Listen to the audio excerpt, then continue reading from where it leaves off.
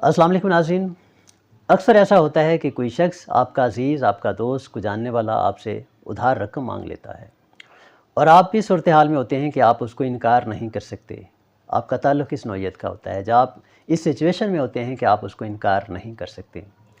अब जब आपने किसी को पैसे उधार देने हैं तो आपको प्रिकॉशनरी मेजर्स कुछ हैं जो लेना बहुत ज़रूरी हैं। अगर आप उनको नहीं लेते तो खुदा न खास्ता आपका वो जो रकम है जो आपने किसी को उधार दी है उसके डूब जाने का ख़तरा रहता है।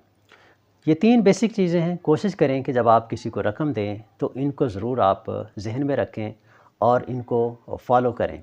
नंबर 1 कि जब कोई रकम आपसे मांगता है तो उसको ज़ुबानी रकम मत दें, बल्कि उसके लिए एक तहरीर, एक स्टैम्प पेपर ज़रूर लिखें कि मैं इस शख्स को इतनी रकम दे रहा हूँ। वो एक तहरीर बन जाती है, जो भी उसके अंदर आप टर्म्स एंड कंडीशन लिखी होती हैं, अपने उस सिचुएशन के हिसाब से वो आपको लिखनी चाहिए।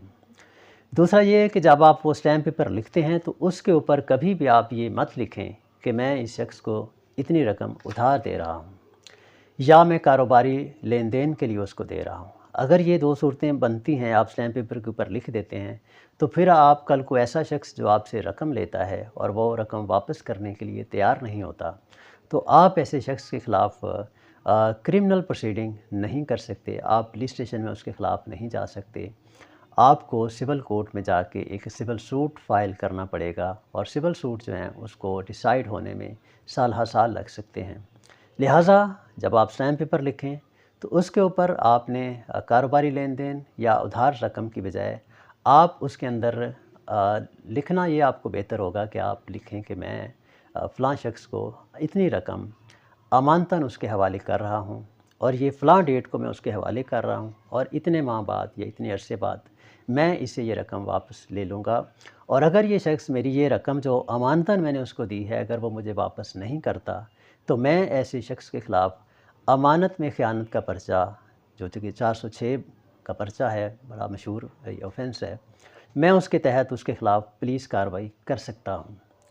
ये जो ऑफेंस है 406 अमानत में ख़यानत का, ब्रीच ऑफ ट्रस्ट का, इसमें कम से कम 7 साल की सज़ा हो सकती है और इसमें ये नॉन बेलेबल है।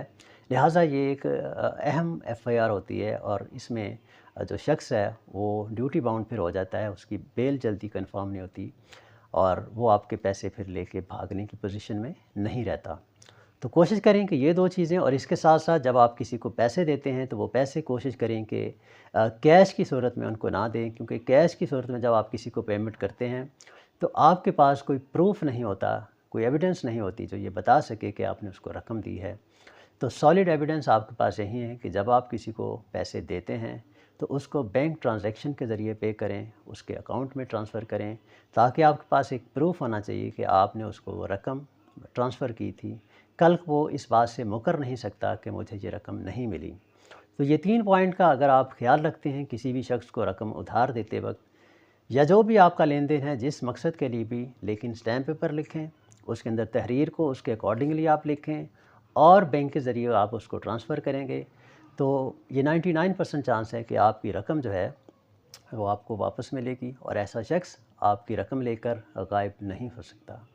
वीडियो अच्छी लगे तो इसको आके रीपोस्ट करें, दूसरों तक शेयर करें, ताकि इस किस्म के मसाइल का शिकार जो दोस्त हैं वो इससे फ़ायदा हासिल कर सकें। शुक्रिया।